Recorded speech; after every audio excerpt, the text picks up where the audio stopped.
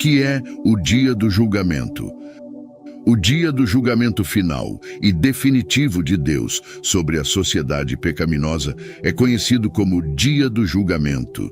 Diversos trechos da Bíblia referem-se ao julgamento final após a morte, quando todos estarão diante de Deus, e Ele proferirá o julgamento final sobre suas vidas. A Bíblia nos adverte sobre o dia do julgamento. Malaquias 4, versos 1 ao 6. Certamente o dia está vindo. Ele queimará como uma fornalha.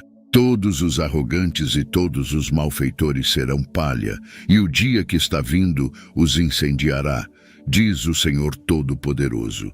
Não deixará raiz nem ramo, mas para vocês que reverenciam o meu nome, o sol da justiça surgirá com cura em seus raios, e vocês sairão e saltarão como bezerros liberados do estábulo.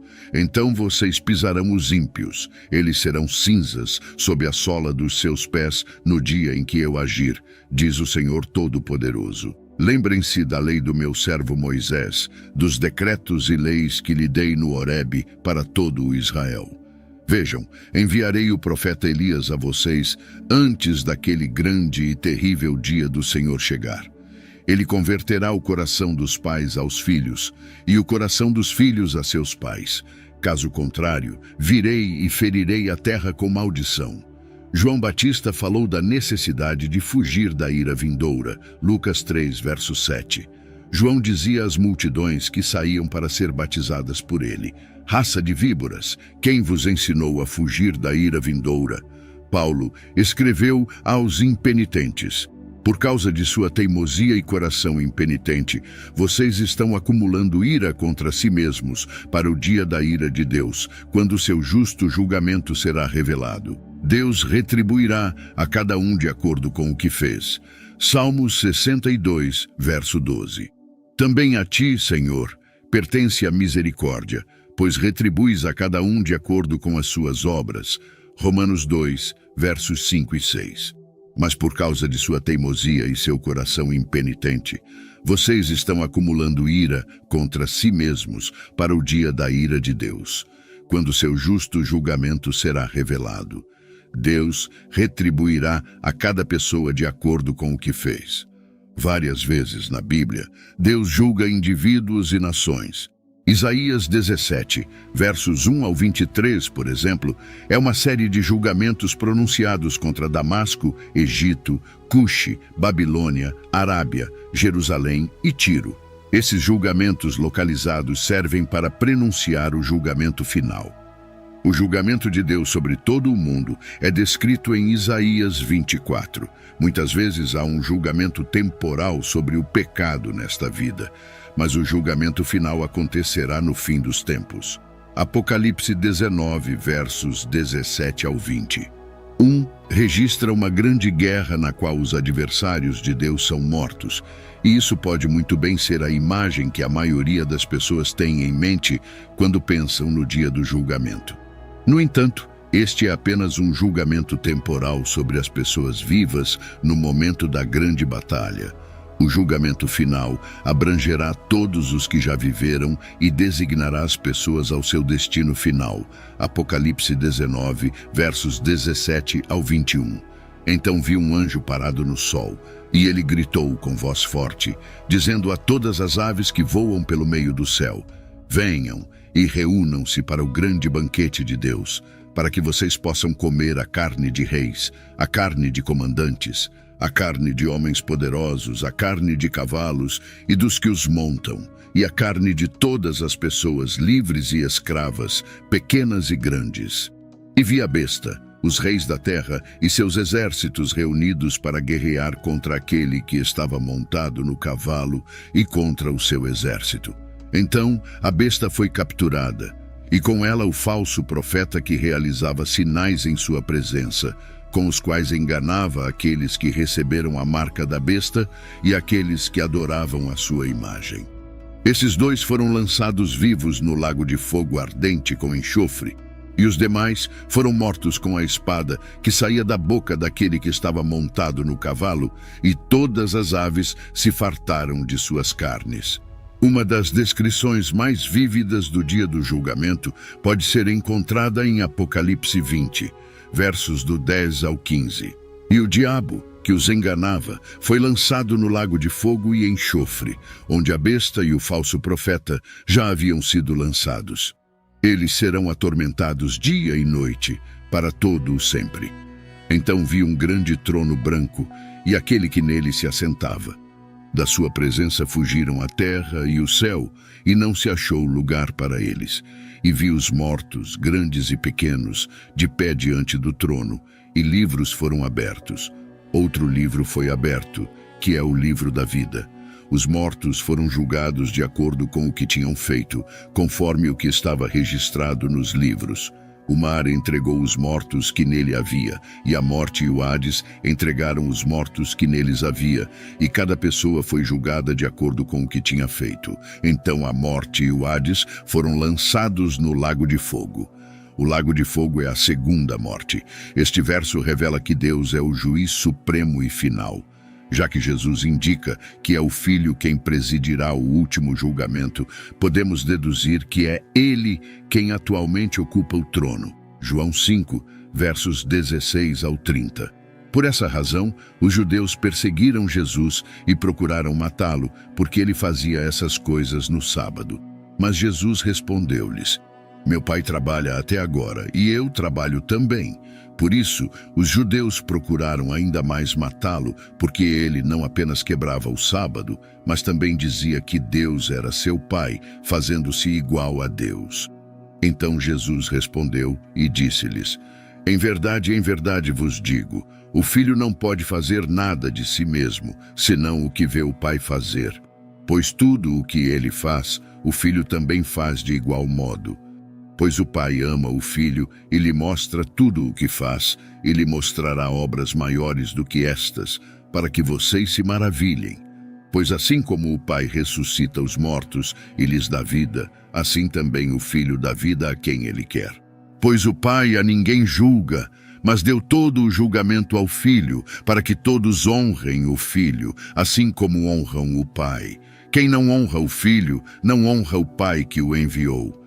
Em verdade vos digo, quem ouve a minha palavra e crê naquele que me enviou, tem a vida eterna e não entrará em condenação, mas passou da morte para a vida. Em verdade vos digo que vem a hora, e já chegou, em que os mortos ouvirão a voz do Filho de Deus, e os que ouvirem viverão.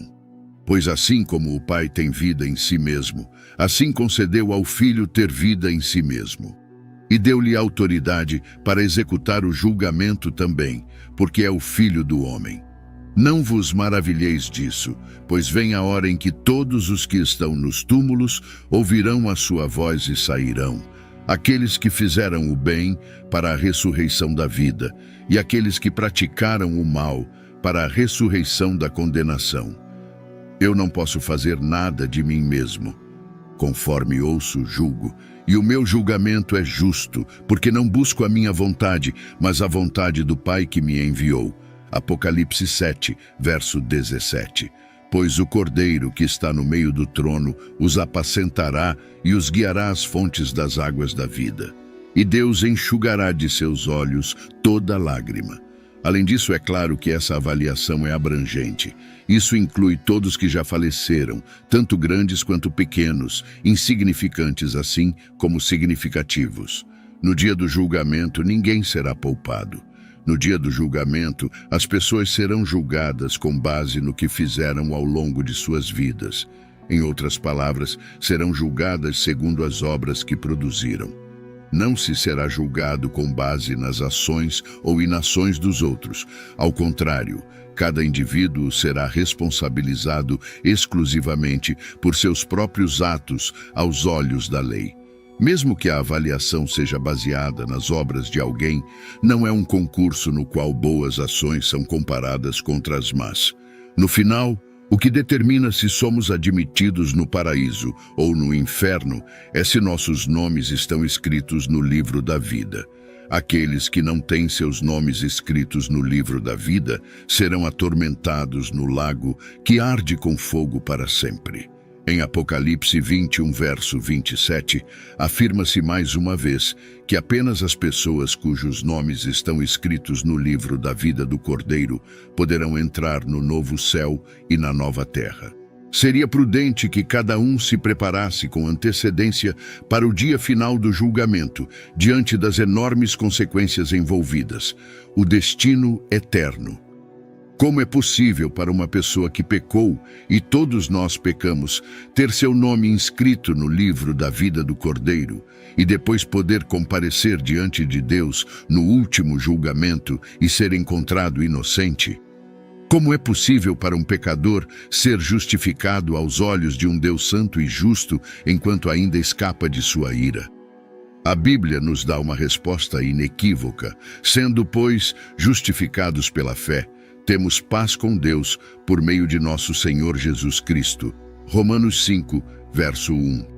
Todos que confiam em Cristo terão seus pecados perdoados e seus nomes serão registrados no livro que registra os nomes dos justos. Eles não têm nada com que se preocupar no dia do julgamento, pois Cristo já pagou o preço por seus pecados ao suportar o castigo na cruz. Romanos 8, verso 1. Portanto, agora nenhuma condenação há para os que estão em Cristo Jesus, que não andam segundo a carne, mas segundo o Espírito. O dia do julgamento será o dia da salvação final para aquelas pessoas que confiam em Cristo, porque nesse dia eles serão salvos de todos os efeitos negativos que o pecado teve sobre eles. Malaquias 4, versos 2 e 3. Mas para vocês que temem o meu nome, o sol da justiça se levantará com cura em suas asas. E vocês sairão e saltarão como bezerros do estábulo. Vocês pisarão os ímpios, pois eles serão cinzas sob a sola dos seus pés no dia em que eu fizer isso, diz o Senhor dos Exércitos. Hebreus 9, 27 e 28. Assim como está determinado para os homens morrerem uma só vez, vindo depois disso o juízo, assim também Cristo, tendo sido oferecido uma vez para tirar os pecados de muitos, aparecerá segunda vez, sem pecado, aos que o esperam para a salvação.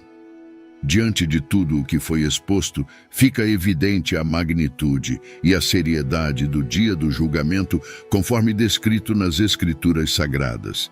Este dia não apenas simboliza o culminar da história humana conforme a conhecemos, mas também marca o momento definitivo de prestação de contas diante do Criador.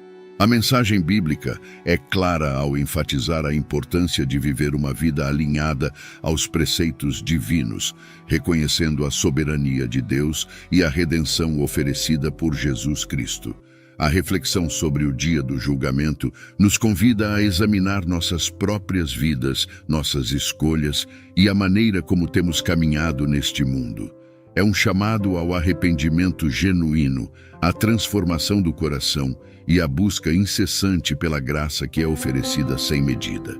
Nesse contexto, a fé em Jesus emerge como o farol que guia a eternidade com Deus, afastando a condenação e inaugurando um caminho de esperança e renovação. Assim, enquanto contemplamos a realidade do dia do julgamento, somos encorajados a viver de maneira que reflita nosso compromisso com os valores do reino de Deus, sabendo que cada ato de bondade, cada gesto de amor e cada passo em obediência tem um valor eterno aos olhos do Pai. Que possamos, então, abraçar a missão de ser luz neste mundo, portadores de uma mensagem de salvação que ressoa através dos tempos, até que o dia chegue e nos encontre firmes na fé e abundantes em obras realizadas em amor. E hoje, se você está cansado de viver uma vida sem Cristo, quero lhe fazer um amoroso convite. Inicie uma nova vida apenas com uma pequena atitude, que pode transformar sua vida para todo o sempre. Comente aqui embaixo: eu te aceito, Senhor Jesus, como meu único e suficiente Senhor e Salvador da minha vida. Até a próxima.